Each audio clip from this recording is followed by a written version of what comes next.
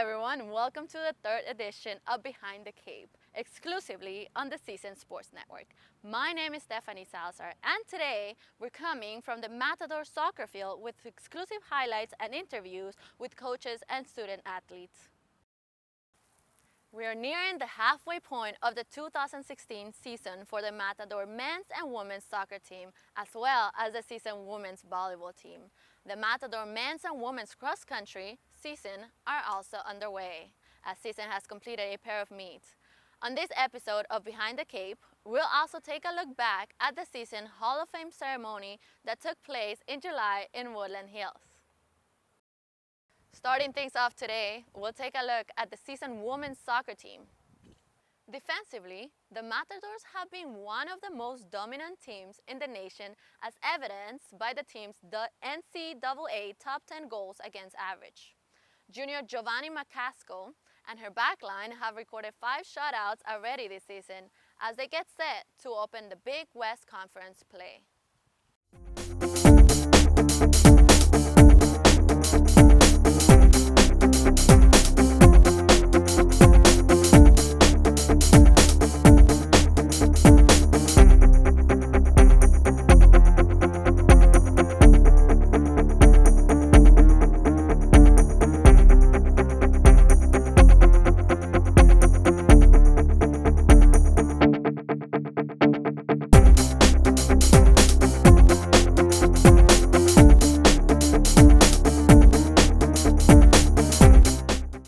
Next, we take a look at the CSUN's men's soccer squad. Head coach Terry Davila and the Matadors have embarked on another extremely challenging schedule this season, playing road matches at New Mexico, Southern Illinois, and 8th-ranked UCLA. CSUN's Big West Conference opener is right around the corner as UC Davis comes to Matador soccer field.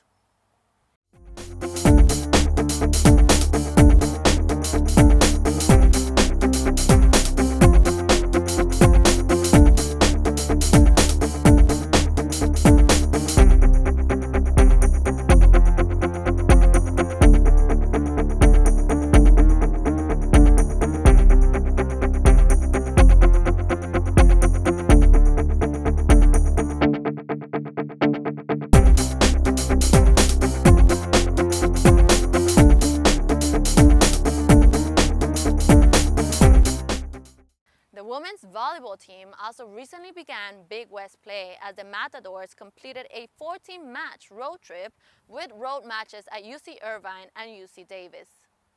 Senior Julie Haake has had an impressive start to her final season as she leads the team in kills.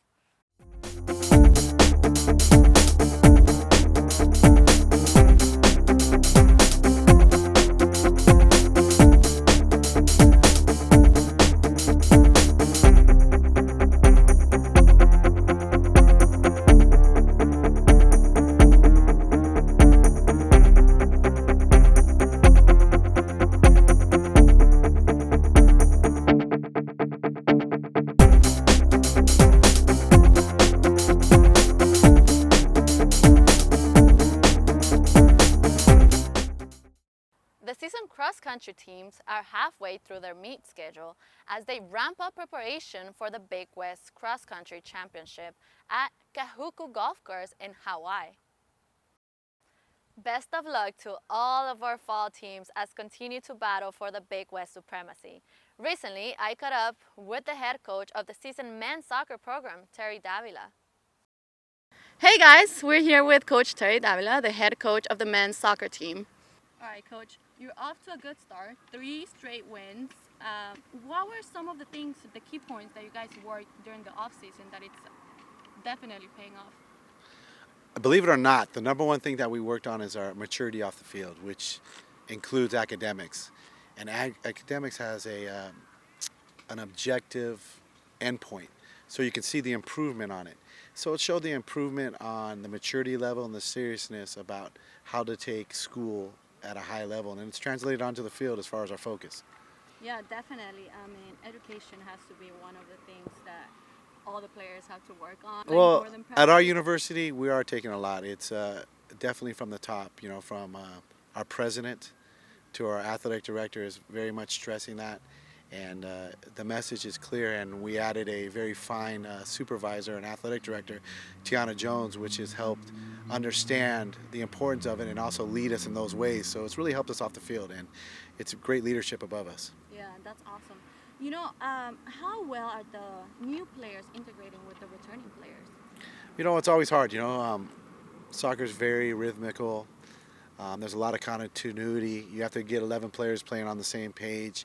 It's a little unlike basketball where there's only 5, or volleyball where there's 6. So you got to get 11 players, and they're really trying their hardest. They have good attitudes, and they're really buying in, and we really respect it. Our coaching staff is doing a wonderful job of, giving extra time to the players that are new to our program, and incorporating our style of play into them, and actually highlighting their talents too. So it's just not all about us, it's about their talents. Yeah, definitely. Do you have any team bonding activities that helps ease this process?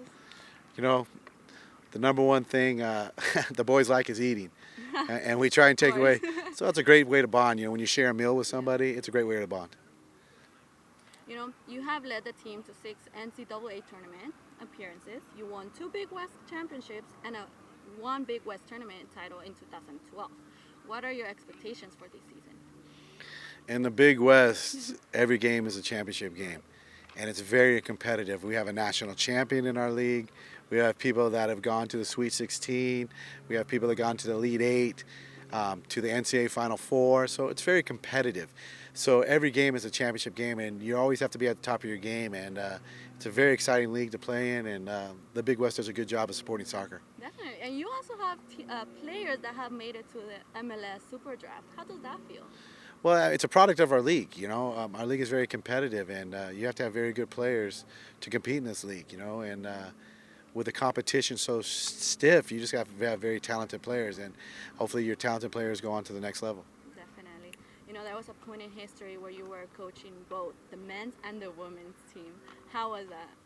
It's wonderful. Anytime you have an opportunity to work with youth, any gender, it's wonderful. And anytime you get to coach a Division I team, it's an honor, and you got to respect it. And I'm forever grateful for having that opportunity. Definitely. And soccer is not really. I love soccer. I'm obsessed with soccer. It's my favorite sport. But I'm constantly fighting with my friends, my teammates, everybody about how great soccer is. And throughout the time that I've been living here, I've seen an increase on support and everything. How much increase have you seen in the support, the crowd? You know what? The crowd's been off and on because now the public has more opportunities to see football and good soccer. I mean, with the LA Galaxy around the corner and now LAFC coming in, you get to see high-level football all the time, and you get to see it on the weekends on BN Sport Network. You get to see it on NBC, ESPN holds it. So you get a very good opportunity to see good high-level soccer. So it's increased the awareness and increased the intelligence about soccer in America, and also given more opportunity to see different levels of soccer. So it's a very good thing. Yeah, definitely, it has increased, and I also hear, your dad was a coach here for CSUN. You coach here too. How does that feel to be part of an organization from a generation to another? Well, I'm forever grateful to Cal State Northridge. It's given me my degree. It's given my brothers a degree. So anytime you bring up Cal State Northridge, it's to the heart. So, I got an opportunity to play here and coach here. I never dreamed of that, but it happened, and I'm forever grateful for it. It's great. Are your kids gonna come to CSUN too?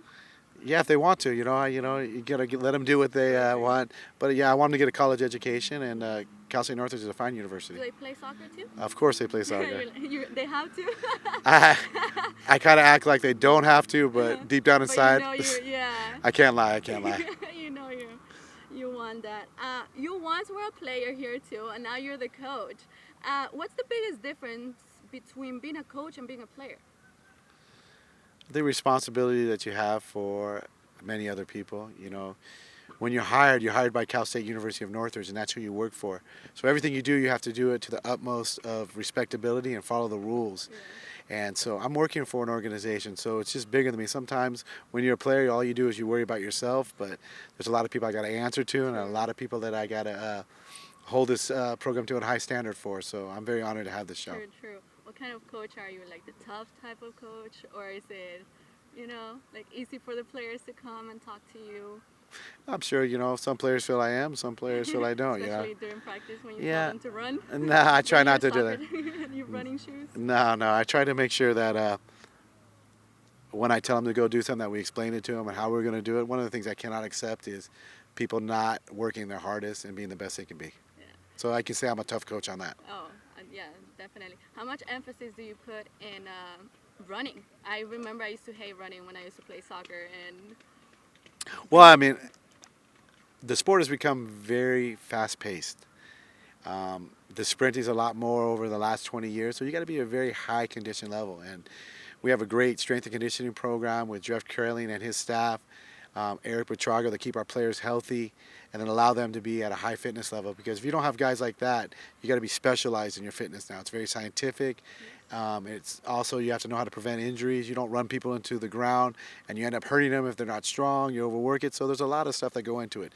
So I put a lot of emphasis on the science part and also on the physical fitness part. And I go to the experts on it, which is Eric Petrago, Jeff Curling, and we all collaborate and we come up with a plan so we don't hurt the players and make sure they're at the highest fit level they can possibly be at. yeah, perfect, definitely.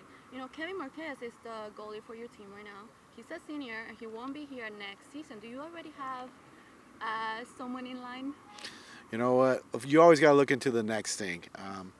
We do have some people in line, but right now we're just focusing on the moment. Yeah. And Kevin Marquez is our goalkeeper right now at the moment, and he's doing a great job. And there's, Haake, Jelana's right behind him, working his butt off and pushing him. And we also have Vadim, who's ready to go help and step in when he's called upon. He's a freshman, and they're both freshmen. They're ready to go help and contribute at any spur of the moment. Yeah. And really quick, Coach, what's your favorite player out there right now? As far as one of the things as I get older is that there's a lot of great athletes, but I love quick-minded players, When you look at their decision-making in the offensive third, you got to love Andreas Iniesta. Yeah, you got to love him. His mind is probably the fastest in the world. And then you got to love Suarez, who's a killer. You know what I mean? He's a killer in all sense of the word. Yeah. He's a great player. I love how he plays. Barcelona has a great attacking team. To say the least. But, I just love players that, that think. And Pep Guardiola has changed and revolutionized soccer in the modern era about thinking. He's a little soccer genius. So, I love the way his players think and the way he picks players. I love it. Yes, he's very smart, actually. And I'm sure Man City is going to have a great season this year. Yeah. I have no comment on that. Do you like Man City? You know what? I love good soccer. You know what I mean? I love soccer. I love the Lakers. I love the Galaxy. I'm from LA. I love my hometown. Are you ready for the new team, the LAFC? Always. I want them to do well. It's good for soccer, Perfect. Yeah, I'm very happy that they have another team there, and I'm looking forward to them doing well. Yeah, we're going to have two teams in the same city. I'm ready for the derbies. Yes. Thank you so much, Coach. Okay. Thanks to Terry Davila, and good luck to the CSUN men's soccer team as they open their Big West season. CSUN Athletics celebrated another class of inductees into the Matador Hall of Fame in July.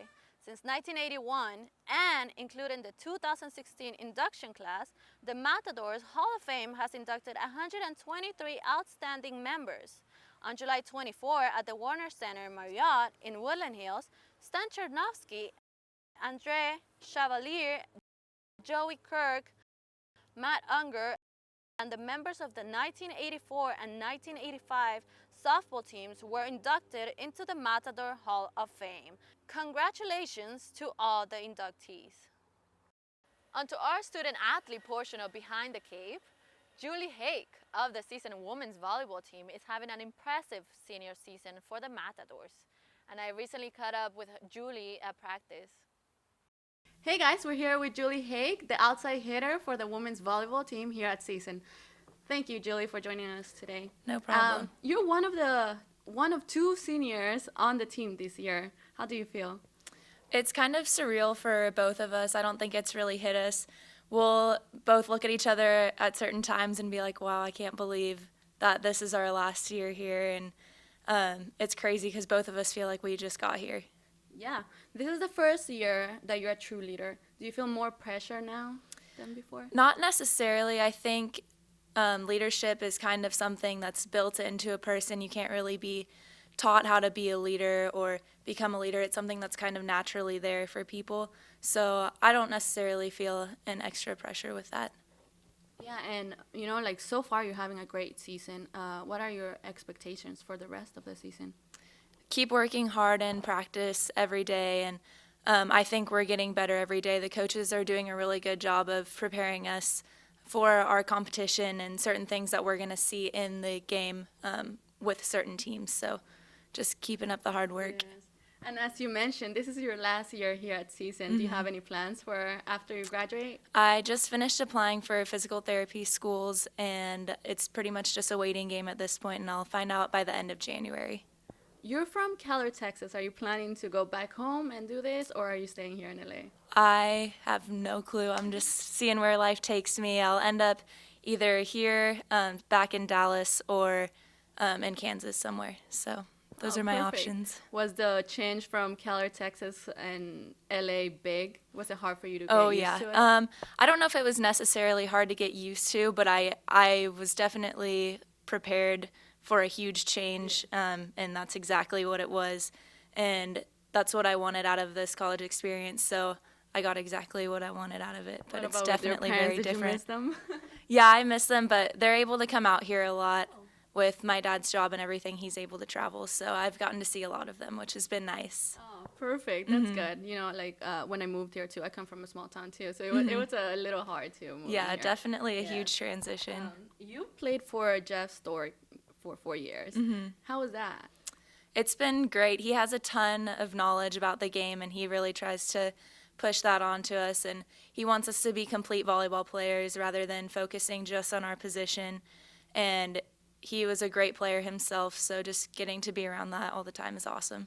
You guys lost the last couple matches. What do you think is the key point, like the key for you guys to win the next one? I think just kind of learning from the past 2 matches that we lost and building upon those mistakes and really focusing on Hawaii, because there's not a whole lot that we can do at this point to get back those games. So we've just really been focused on the match against Hawaii and preparing for them. Yes, definitely. The NCAA eliminated the pursuit rule. Could you tell us a little bit of what the pursuit rule is, and what do you think about the NCAA eliminating it? So the pursuit rule, there's a line in the center of the court that runs underneath the net, and it extends out from the net. On the basketball court, it's like the half-court line, and you cannot cross the line to play the ball. And in years past, you've been able to do that. I think it kind of discourages hustle a little bit, which is a little disappointing, because those are that's one of the exciting parts of volleyball, is when somebody makes a great play and chases down a ball and then you send the ball back over the net. It's really exciting, gets the fans really pumped up. But it's also, there's a safety factor involved as well, as far as like running into opposing teams, and volleyball's not really supposed to be a contact sport. So it is what it is. Well, I feel like as long as you don't interfere on the play, it shouldn't be that big of a Yeah. deal. But, I mean, as you said, it is what it is. And, I recently started playing beach volleyball, and I have very a nice. really hard time setting the ball. Do you have any tips for me? Are you using not your embarrass hands? myself. Are you using your hands or your platform? Well, at the beginning, I started doing the palm of my hand, and then when I started embarrassing myself, I went with the platform. Yes, but Okay. I want to do like a professional. I would recommend using your platform, because the rules with your hands are pretty strict. They'll call doubles a lot. You can only have half a rotation on the ball, or else they'll call it a double. So it has to be really, really clean, unless you use your platform, and then that's fine. So I think that's probably the best route to go. Yeah, I also feel like when I throw the ball up too, and I'm trying to hit it, like I jump before, so when I'm landing, the ball is already coming, so it's too late for me to hit it, so it just lands in the middle of the court. It's embarrassing. No lie. Oh, Julie, thank you so much for your time. Thank Hopefully you. we have you again. Thank you. From all of our crew at Behind the Cave, we wish the very best for Julie Haake and the CSUN volleyball team, as well as the Matador soccer and cross-country teams. Well, that wraps up the 3rd edition of Behind the Cave. Thank you for tuning in today, and we hope to have you join us again in the future. My name is Stephanny Salazar, and for the entire crew of CSUN students that made this production possible, thanks for watching, and we'll see you on the next episode of Behind the Cape. Until next time.